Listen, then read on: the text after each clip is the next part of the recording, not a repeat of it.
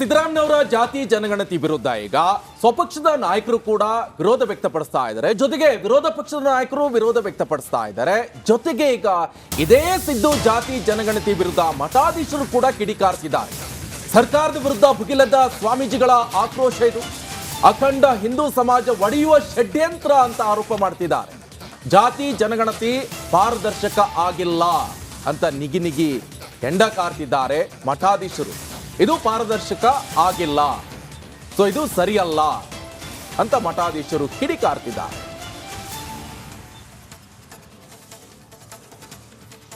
ಪ್ರತ್ಯಕ್ಷವಾಗಿ ಕರ್ನಾಟಕದ ಮುಖ್ಯಮಂತ್ರಿ ಸಿದ್ದರಾಮಯ್ಯನವರ ನೇತೃತ್ವದ ಕಾಂಗ್ರೆಸ್ ಸರ್ಕಾರ ಜಾತಿ ಗಣತಿಯನ್ನು ಮಾಡಿ ಅದನ್ನು ಬಹಿರಂಗಪಡಿಸಿದೆ.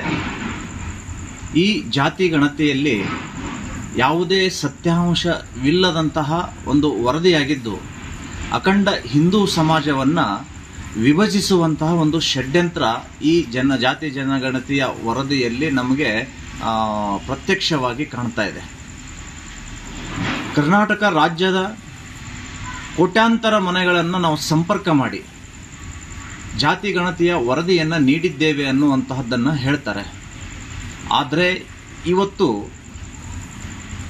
ಸತ್ಯವನ್ನು ಬೆನ್ನತ್ತಿ ನೋಡಲಿಕ್ಕಾಗಿ ಯಾವುದೇ ಮನೆಗಳಿಗೆ ಭೇಟಿ ಕೊಡದೇನೆ, ಗ್ರಾಮಗಳಿಗೂ ಕೂಡ ಸಂಪರ್ಕ ಮಾಡದೇನೆ, ಕೇವಲ 4 ಗೋಡೆ ಮಧ್ಯದಲ್ಲಿ ಕುಳಿತುಕೊಂಡು ಇವರು ಜಾತಿ ಗಣತಿಯ ವರದಿಯನ್ನು ಸರ್ಕಾರಕ್ಕೆ ಸಲ್ಲಿಸಿದ್ದಾರೆ.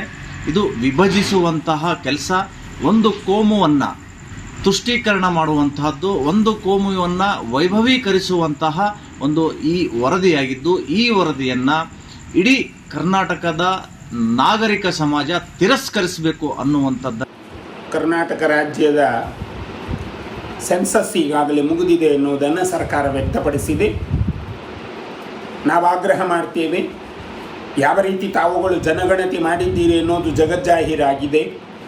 ಯಾರ್ಯಾರ ಬಳಿಗೆ ಆ ಸೆನ್ಸಸ್ನವರು ಹೋಗಿದ್ದಾರೆ, ಯಾರನ್ನು ಕೇಳಿದ್ದಾರೆ, ಯಾವ ಸಮುದಾಯ ಬಲಿಷ್ಠ ಇದೆ, ಇದು ಯಾವ ಕಾರಣಕ್ಕಾಗಿ ಜನಗಣತಿ ಆಗ್ತಾ ಇದೆ ಎನ್ನುವುದನ್ನು ಜನಮಾನಸಕ್ಕೆ ಅರ್ಥ ಆಗಬೇಕು ಅಂತಲಾದರೆ ನೀವು ಜನಗಣತಿಯನ್ನು ಮಂಡನೆ ಮಾಡಬೇಕು.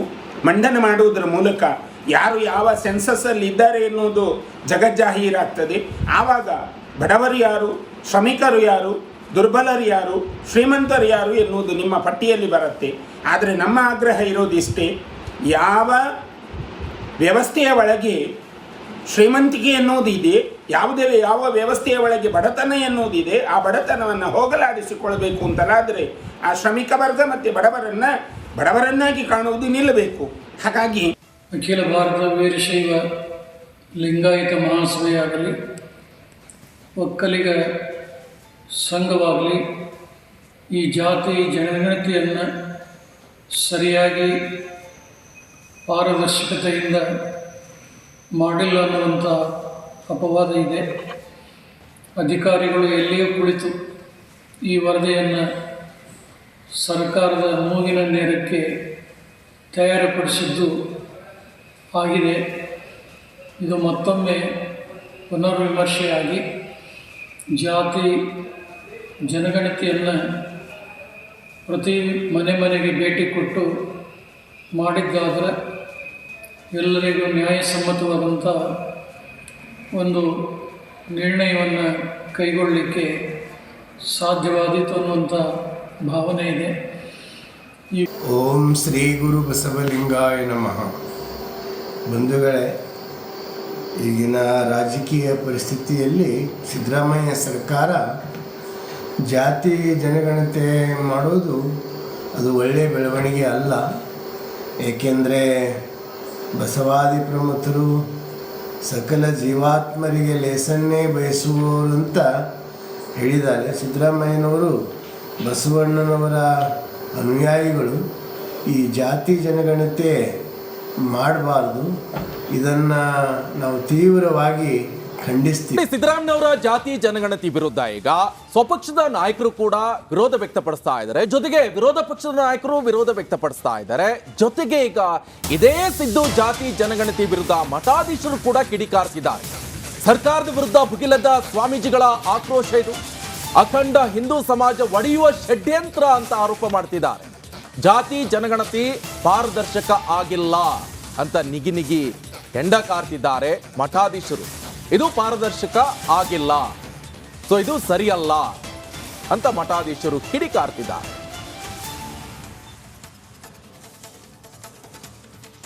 ಪ್ರತ್ಯಕ್ಷವಾಗಿ ಕರ್ನಾಟಕದ ಮುಖ್ಯಮಂತ್ರಿ ಸಿದ್ದರಾಮಯ್ಯನವರ ನೇತೃತ್ವದ ಕಾಂಗ್ರೆಸ್ ಸರ್ಕಾರ ಜಾತಿ ಗಣತಿಯನ್ನು ಮಾಡಿ ಅದನ್ನು ಬಹಿರಂಗಪಡಿಸಿದೆ. ಈ ಜಾತಿ ಗಣತಿಯಲ್ಲಿ ಯಾವುದೇ ಸತ್ಯಾಂಶವಿಲ್ಲದಂತಹ ಒಂದು ವರದಿಯಾಗಿದ್ದು ಅಖಂಡ ಹಿಂದೂ ಸಮಾಜವನ್ನು ವಿಭಜಿಸುವಂತಹ ಒಂದು ಷಡ್ಯಂತ್ರ ಈ ಜಾತಿ ಜನಗಣತಿಯ ವರದಿಯಲ್ಲಿ ನಮಗೆ ಪ್ರತ್ಯಕ್ಷವಾಗಿ ಕಾಣ್ತಾ ಇದೆ. ಕರ್ನಾಟಕ ರಾಜ್ಯದ ಕೋಟ್ಯಾಂತರ ಮನೆಗಳನ್ನು ನಾವು ಸಂಪರ್ಕ ಮಾಡಿ ಜಾತಿ ಗಣತಿಯ ವರದಿಯನ್ನು ನೀಡಿದ್ದೇವೆ ಅನ್ನುವಂತಹದ್ದನ್ನು ಹೇಳ್ತಾರೆ. ಆದರೆ ಇವತ್ತು ಸತ್ಯವನ್ನು ಬೆನ್ನತ್ತಿ ನೋಡಲಿಕ್ಕಾಗಿ ಯಾವುದೇ ಮನೆಗಳಿಗೆ ಭೇಟಿ ಕೊಡದೇನೆ, ಗ್ರಾಮಗಳಿಗೂ ಕೂಡ ಸಂಪರ್ಕ ಮಾಡದೇನೆ, ಕೇವಲ 4 ಗೋಡೆ ಮಧ್ಯದಲ್ಲಿ ಕುಳಿತುಕೊಂಡು ಇವರು ಜಾತಿ ಗಣತಿಯ ವರದಿಯನ್ನು ಸರ್ಕಾರಕ್ಕೆ ಸಲ್ಲಿಸಿದ್ದಾರೆ.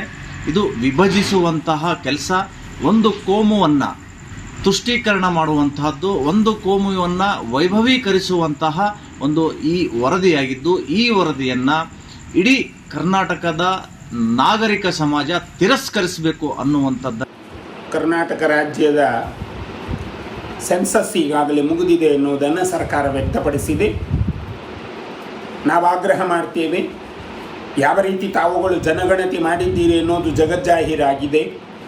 ಯಾರ್ಯಾರ ಬಳಿಗೆ ಆ ಸೆನ್ಸಸ್ನವರು ಹೋಗಿದ್ದಾರೆ, ಯಾರನ್ನು ಕೇಳಿದ್ದಾರೆ, ಯಾವ ಸಮುದಾಯ ಬಲಿಷ್ಠ ಇದೆ, ಇದು ಯಾವ ಕಾರಣಕ್ಕಾಗಿ ಜನಗಣತಿ ಆಗ್ತಾ ಇದೆ ಎನ್ನುವುದನ್ನು ಜನಮಾನಸಕ್ಕೆ ಅರ್ಥ ಆಗಬೇಕು ಅಂತಲಾದರೆ ನೀವು ಜನಗಣತಿಯನ್ನು ಮಂಡನೆ ಮಾಡಬೇಕು. ಮಂಡನೆ ಮಾಡುವುದರ ಮೂಲಕ ಯಾರು ಯಾವ ಸೆನ್ಸಸ್ಸಲ್ಲಿ ಇದ್ದಾರೆ ಎನ್ನುವುದು ಜಗಜ್ಜಾಹೀರಾಗ್ತದೆ. ಆವಾಗ ಬಡವರು ಯಾರು, ಶ್ರಮಿಕರು ಯಾರು, ದುರ್ಬಲರು ಯಾರು, ಶ್ರೀಮಂತರು ಯಾರು ಎನ್ನುವುದು ನಿಮ್ಮ ಪಟ್ಟಿಯಲ್ಲಿ ಬರುತ್ತೆ. ಆದರೆ ನಮ್ಮ ಆಗ್ರಹ ಇರೋದಿಷ್ಟೇ, ಯಾವ ವ್ಯವಸ್ಥೆಯ ಒಳಗೆ ಶ್ರೀಮಂತಿಕೆ ಎನ್ನುವುದು ಇದೆ, ಯಾವ ವ್ಯವಸ್ಥೆಯ ಒಳಗೆ ಬಡತನ ಎನ್ನುವುದಿದೆ, ಆ ಬಡತನವನ್ನು ಹೋಗಲಾಡಿಸಿಕೊಳ್ಬೇಕು ಅಂತಲಾದರೆ ಆ ಶ್ರಮಿಕ ವರ್ಗ ಮತ್ತು ಬಡವರನ್ನಾಗಿ ಕಾಣುವುದು ನಿಲ್ಲಬೇಕು. ಹಾಗಾಗಿ ಅಖಿಲ ಭಾರತ ವೀರಶೈವ ಲಿಂಗಾಯತ ಮಹಾಸಭೆಯಾಗಲಿ, ಒಕ್ಕಲಿಗ ಸಂಘವಾಗಲಿ ಈ ಜಾತಿ ಜನಗಣತಿಯನ್ನು ಸರಿಯಾಗಿ ಪಾರದರ್ಶಕತೆಯಿಂದ ಮಾಡಿಲ್ಲ ಅನ್ನುವಂಥ ಅಪವಾದ ಇದೆ. ಅಧಿಕಾರಿಗಳು ಎಲ್ಲಿಯೂ ಕುಳಿತು ಈ ವರದಿಯನ್ನು ಸರ್ಕಾರದ ಮೂಗಿನ ನೇರಕ್ಕೆ ತಯಾರುಪಡಿಸಿದ್ದು ಆಗಿದೆ. ಇದು ಮತ್ತೊಮ್ಮೆ ಪುನರ್ವಿಮರ್ಶೆಯಾಗಿ ಜಾತಿ ಜನಗಣತಿಯನ್ನು ಪ್ರತಿ ಮನೆಗೆ ಭೇಟಿ ಕೊಟ್ಟು ಮಾಡಿದ್ದಾದರೆ ಎಲ್ಲರಿಗೂ ನ್ಯಾಯಸಮ್ಮತವಾದಂಥ ಒಂದು ನಿರ್ಣಯವನ್ನು ಕೈಗೊಳ್ಳಲಿಕ್ಕೆ ಸಾಧ್ಯವಾದೀತು ಅನ್ನುವಂಥ ಭಾವನೆ ಇದೆ. ಓಂ ಶ್ರೀ ಗುರು ಬಸವಲಿಂಗಾಯ ನಮಃ. ಬಂಧುಗಳೇ, ಈಗಿನ ರಾಜಕೀಯ ಪರಿಸ್ಥಿತಿಯಲ್ಲಿ ಸಿದ್ದರಾಮಯ್ಯ ಸರ್ಕಾರ ಜಾತಿ ಜನಗಣತಿ ಮಾಡೋದು ಅದು ಒಳ್ಳೆಯ ಬೆಳವಣಿಗೆ ಅಲ್ಲ. ಏಕೆಂದರೆ ಬಸವಾದಿ ಪ್ರಮುಖರು ಸಕಲ ಜೀವಾತ್ಮರಿಗೆ ಲೇಸನ್ನೇ ಬಯಸುವವರು ಅಂತ ಹೇಳಿದ್ದಾರೆ. ಸಿದ್ದರಾಮಯ್ಯನವರು ಬಸವಣ್ಣನವರ ಅನುಯಾಯಿಗಳು. ಈ ಜಾತಿ ಜನಗಣತಿ ಮಾಡಬಾರ್ದು, ಇದನ್ನು ನಾವು ತೀವ್ರವಾಗಿ ಖಂಡಿಸ್ತೀವಿ. ಸಿದ್ದರಾಮಯ್ಯನವರ ಜಾತಿ ಜನಗಣತಿ ವಿರುದ್ಧ ಈಗ ಸ್ವಪಕ್ಷದ ನಾಯಕರು ಕೂಡ ವಿರೋಧ ವ್ಯಕ್ತಪಡಿಸ್ತಾ ಇದ್ದಾರೆ. ಜೊತೆಗೆ ವಿರೋಧ ಪಕ್ಷದ ನಾಯಕರು ವಿರೋಧ ವ್ಯಕ್ತಪಡಿಸ್ತಾ ಇದ್ದಾರೆ. ಜೊತೆಗೆ ಈಗ ಇದೇ ಸಿದ್ದು ಜಾತಿ ಜನಗಣತಿ ವಿರುದ್ಧ ಮಠಾಧೀಶರು ಕೂಡ ಕಿಡಿಕಾರ್ತಿದ್ದಾರೆ. ಸರ್ಕಾರದ ವಿರುದ್ಧ ಭುಗಿಲದ ಸ್ವಾಮೀಜಿಗಳ ಆಕ್ರೋಶ ಇದು. ಅಖಂಡ ಹಿಂದೂ ಸಮಾಜ ಒಡೆಯುವ ಷಡ್ಯಂತ್ರ ಅಂತ ಆರೋಪ ಮಾಡ್ತಿದ್ದಾರೆ. ಜಾತಿ ಜನಗಣತಿ ಪಾರದರ್ಶಕ ಆಗಿಲ್ಲ ಅಂತ ನಿಗಿ ಹೆಂಡ ಕಾರ್ತಿದ್ದಾರೆ ಮಠಾಧೀಶರು. ಇದು ಪಾರದರ್ಶಕ ಆಗಿಲ್ಲ, ಸೊ ಇದು ಸರಿಯಲ್ಲ ಅಂತ ಮಠಾಧೀಶರು ಕಿಡಿಕಾರ್ತಿದ್ದಾರೆ.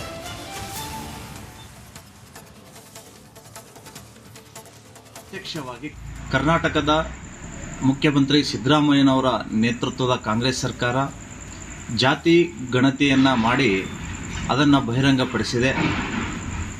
ಈ ಜಾತಿ ಗಣತಿಯಲ್ಲಿ ಯಾವುದೇ ಸತ್ಯಾಂಶವಿಲ್ಲದಂತಹ ಒಂದು ವರದಿಯಾಗಿದ್ದು ಅಖಂಡ ಹಿಂದೂ ಸಮಾಜವನ್ನು ವಿಭಜಿಸುವಂತಹ ಒಂದು ಷಡ್ಯಂತ್ರ ಈ ಜಾತಿ ಜನಗಣತಿಯ ವರದಿಯಲ್ಲಿ ನಮಗೆ ಪ್ರತ್ಯಕ್ಷವಾಗಿ ಕಾಣ್ತಾ ಇದೆ. ಕರ್ನಾಟಕ ರಾಜ್ಯದ ಕೋಟ್ಯಾಂತರ ಮನೆಗಳನ್ನು ನಾವು ಸಂಪರ್ಕ ಮಾಡಿ ಜಾತಿ ಗಣತಿಯ ವರದಿಯನ್ನು ನೀಡಿದ್ದೇವೆ ಅನ್ನುವಂತಹದ್ದನ್ನು ಹೇಳ್ತಾರೆ. ಆದರೆ ಇವತ್ತು ಸತ್ಯವನ್ನು ಬೆನ್ನತ್ತಿ ನೋಡಲಿಕ್ಕಾಗಿ ಯಾವುದೇ ಮನೆಗಳಿಗೆ ಭೇಟಿ ಕೊಡದೇನೆ, ಗ್ರಾಮಗಳಿಗೂ ಕೂಡ ಸಂಪರ್ಕ ಮಾಡದೇನೆ, ಕೇವಲ 4 ಗೋಡೆ ಮಧ್ಯದಲ್ಲಿ ಕುಳಿತುಕೊಂಡು ಇವರು ಜಾತಿ ಗಣತಿಯ ವರದಿಯನ್ನು ಸರ್ಕಾರಕ್ಕೆ ಸಲ್ಲಿಸಿದ್ದಾರೆ. ಇದು ವಿಭಜಿಸುವಂತಹ ಕೆಲಸ, ಒಂದು ಕೋಮುವನ್ನು ತುಷ್ಟೀಕರಣ ಮಾಡುವಂತಹದ್ದು, ಒಂದು ಕೋಮುವನ್ನು ವೈಭವೀಕರಿಸುವಂತಹ ಒಂದು ಈ ವರದಿಯಾಗಿದ್ದು, ಈ ವರದಿಯನ್ನು ಇಡೀ ಕರ್ನಾಟಕದ ನಾಗರಿಕ ಸಮಾಜ ತಿರಸ್ಕರಿಸಬೇಕು ಅನ್ನುವಂಥದ್ದು. ಕರ್ನಾಟಕ ರಾಜ್ಯದ ಸೆನ್ಸಸ್ ಈಗಾಗಲೇ ಮುಗಿದಿದೆ ಎನ್ನುವುದನ್ನು ಸರ್ಕಾರ ವ್ಯಕ್ತಪಡಿಸಿದೆ. ನಾವು ಆಗ್ರಹ ಮಾಡ್ತೇವೆ, ಯಾವ ರೀತಿ ತಾವುಗಳು ಜನಗಣತಿ ಮಾಡಿದ್ದೀರಿ ಅನ್ನೋದು ಜಗಜ್ಜಾಹೀರಾಗಿದೆ. ಯಾರ್ಯಾರ ಬಳಿಗೆ ಆ ಸೆನ್ಸಸ್ನವರು ಹೋಗಿದ್ದಾರೆ, ಯಾರನ್ನು ಕೇಳಿದ್ದಾರೆ, ಯಾವ ಸಮುದಾಯ ಬಲಿಷ್ಠ ಇದೆ, ಇದು ಯಾವ ಕಾರಣಕ್ಕಾಗಿ ಜನಗಣತಿ ಆಗ್ತಾ ಇದೆ ಎನ್ನುವುದನ್ನು ಜನಮಾನಸಕ್ಕೆ ಅರ್ಥ ಆಗಬೇಕು ಅಂತಲಾದರೆ ನೀವು ಜನಗಣತಿಯನ್ನು ಮಂಡನೆ ಮಾಡಬೇಕು. ಮಂಡನೆ ಮಾಡುವುದರ ಮೂಲಕ ಯಾರು ಯಾವ ಸೆನ್ಸಸ್ಸಲ್ಲಿ ಇದ್ದಾರೆ ಎನ್ನುವುದು ಜಗಜ್ಜಾಹೀರಾಗ್ತದೆ. ಆವಾಗ ಬಡವರು ಯಾರು, ಶ್ರಮಿಕರು ಯಾರು, ದುರ್ಬಲರು ಯಾರು, ಶ್ರೀಮಂತರು ಯಾರು ಎನ್ನುವುದು ನಿಮ್ಮ ಪಟ್ಟಿಯಲ್ಲಿ ಬರುತ್ತೆ. ಆದರೆ ನಮ್ಮ ಆಗ್ರಹ ಇರೋದಿಷ್ಟೇ, ಯಾವ ವ್ಯವಸ್ಥೆಯ ಒಳಗೆ ಶ್ರೀಮಂತಿಕೆ ಎನ್ನುವುದಿದೆ, ಯಾವ ವ್ಯವಸ್ಥೆಯ ಒಳಗೆ ಬಡತನ ಎನ್ನುವುದಿದೆ, ಆ ಬಡತನವನ್ನು ಹೋಗಲಾಡಿಸಿಕೊಳ್ಬೇಕು ಅಂತಲಾದರೆ ಆ ಶ್ರಮಿಕ ವರ್ಗ ಮತ್ತು ಬಡವರನ್ನಾಗಿ ಕಾಣುವುದು ನಿಲ್ಲಬೇಕು. ಹಾಗಾಗಿ ಅಖಿಲ ಭಾರತ ವೀರಶೈವ ಲಿಂಗಾಯತ ಮಹಾಸಭೆ ಆಗಲಿ, ಒಕ್ಕಲಿಗ ಸಂಘವಾಗಲಿ ಈ ಜಾತಿ ಜನಗಣತಿಯನ್ನು ಸರಿಯಾಗಿ ಪಾರದರ್ಶಕತೆಯಿಂದ ಮಾಡಿಲ್ಲ ಅನ್ನುವಂಥ ಅಪವಾದ ಇದೆ. ಅಧಿಕಾರಿಗಳು ಎಲ್ಲಿಯೂ ಕುಳಿತು ಈ ವರದಿಯನ್ನು ಸರ್ಕಾರದ ಮೂಗಿನ ನೇರಕ್ಕೆ ತಯಾರುಪಡಿಸಿದ್ದು ಆಗಿದೆ. ಇದು ಮತ್ತೊಮ್ಮೆ ಪುನರ್ವಿಮರ್ಶೆಯಾಗಿ ಜಾತಿ ಜನಗಣತಿಯನ್ನು ಪ್ರತಿ ಮನೆಗೆ ಭೇಟಿ ಕೊಟ್ಟು ಮಾಡಿದ್ದಾದರೆ ಎಲ್ಲರಿಗೂ ನ್ಯಾಯಸಮ್ಮತವಾದಂಥ ಒಂದು ನಿರ್ಣಯವನ್ನು ಕೈಗೊಳ್ಳಲಿಕ್ಕೆ ಸಾಧ್ಯವಾದೀತು ಅನ್ನುವಂಥ ಭಾವನೆ ಇದೆ. ಓಂ ಶ್ರೀ ಗುರು ಬಸವಲಿಂಗಾಯ ನಮಃ. ಬಂಧುಗಳೇ, ಈಗಿನ ರಾಜಕೀಯ ಪರಿಸ್ಥಿತಿಯಲ್ಲಿ ಸಿದ್ದರಾಮಯ್ಯ ಸರ್ಕಾರ ಜಾತಿ ಜನಗಣತಿ ಮಾಡೋದು ಅದು ಒಳ್ಳೆಯ ಬೆಳವಣಿಗೆ ಅಲ್ಲ. ಏಕೆಂದರೆ ಬಸವಾದಿ ಪ್ರಮುಖರು ಸಕಲ ಜೀವಾತ್ಮರಿಗೆ ಲೇಸನ್ನೇ ಬಯಸುವವರು ಅಂತ ಹೇಳಿದ್ದಾರೆ. ಸಿದ್ದರಾಮಯ್ಯನವರು ಬಸವಣ್ಣನವರ ಅನುಯಾಯಿಗಳು. ಈ ಜಾತಿ ಜನಗಣತಿ ಮಾಡಬಾರ್ದು, ಇದನ್ನು ನಾವು ತೀವ್ರವಾಗಿ ಖಂಡಿಸ್ತೀವಿ.